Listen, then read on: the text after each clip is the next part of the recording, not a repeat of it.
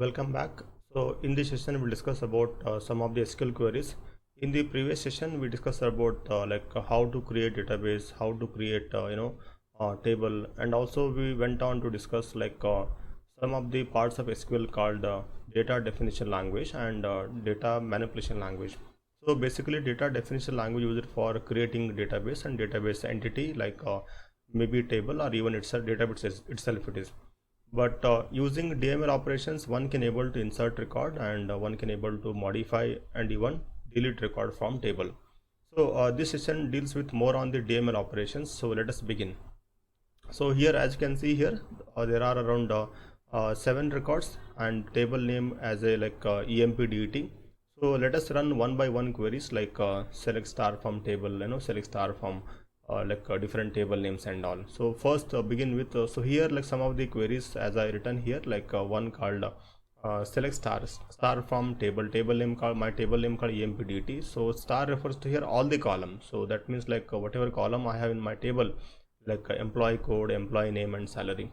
So I just selected the query, then go to SQL tab here and put your statements here. So remove the default statement and just paste the syntax here and say go. Just click on go, and this will list the way just it is displayed before in this query. So same way, so we can able to see the records, right? This is a simple query to retrieve all the record from your table. The next one here, as you can see here, select star from table, that is called empdt, where e code equal to e001.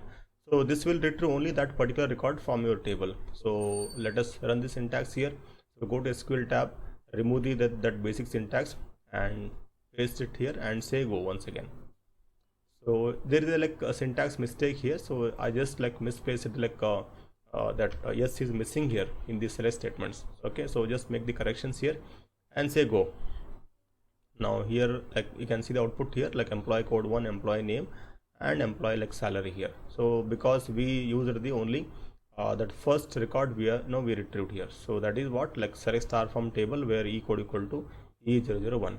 So we can put conditions on any column, maybe for employee code, employee name and salary. So here the second statement says that third line says here we are selecting the particular record which employee named as Amar.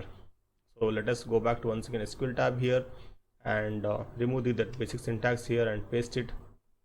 So run the once again statement, and you can see here employee code called 6 here and there is a name called Amar. So that is matching my criteria or matching my query.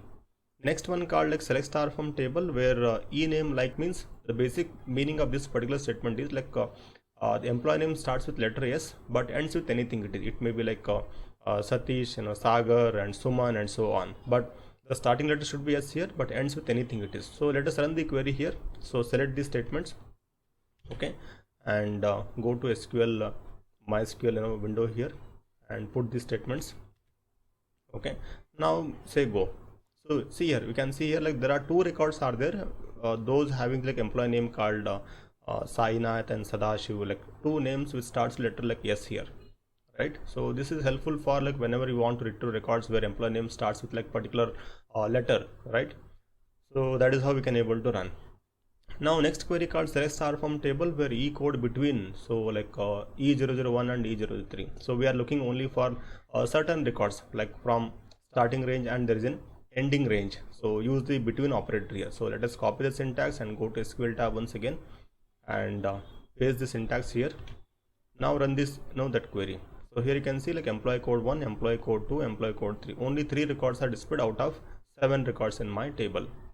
Okay, that is between operators.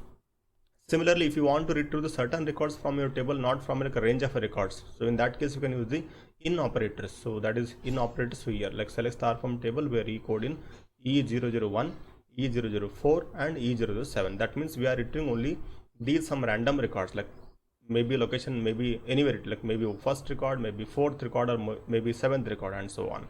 So that is how the in operators works. So let us copy the syntax and go to SQL tab here and paste it. So run the syntax. You can see here employee code 1, so employee code 4 and employee code 7. So only the record which we mentioned in the criteria, so those record can only displayed here. Okay, now moving on the next one here, select star. So these are called we also called aggregate function like max and all. So let us run, before that we run the like select star from table where salary is more than 20,000. So employee getting more than 20 or any conditions, maybe more than or less than. So you can put the condition and say go. So here you can see employee code 12567. So 3 and 4 are missing here because their salary is not up to the with respect to what conditions we have passed just now. So it means what? Their salary is less than 20,000. So here you can see like employee code 1 getting more than 20, employee 2 also getting more than 20, and remaining also getting more than 20. That is our conditions. So as per conditions we got the results. So same way you can also use the less than symbol also here. Then next one called like who is getting maximum salary. So these are called we call it as aggregate functions in SQL. So select max of salary as maximum salary. So this is the my alias, we can say, that is temporary column name will be generated during the runtime. So copy the syntax and go to SQL tab. Okay, so paste here the syntax, and now you can see the output here.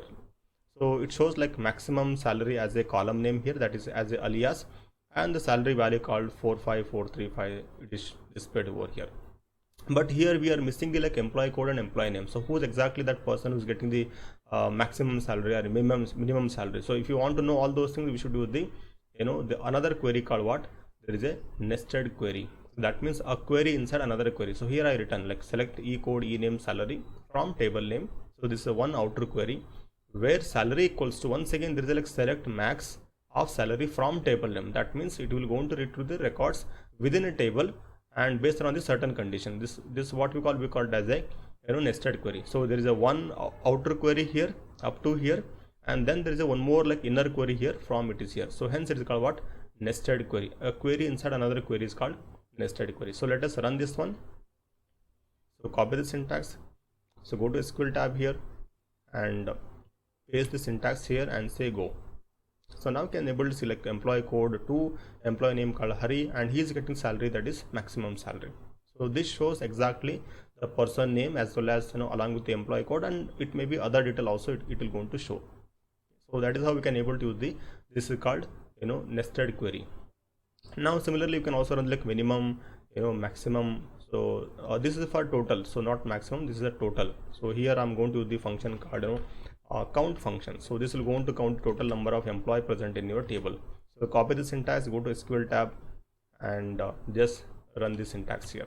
So this will go on to count total number of record present in your table. So here you can see total number of employees in this table, like 7. So that is how we can able to use the count function from SQL. So these are some of the queries part of the this data manipulation language. So for next queries, so stay tuned to my next video. So thanks for watching.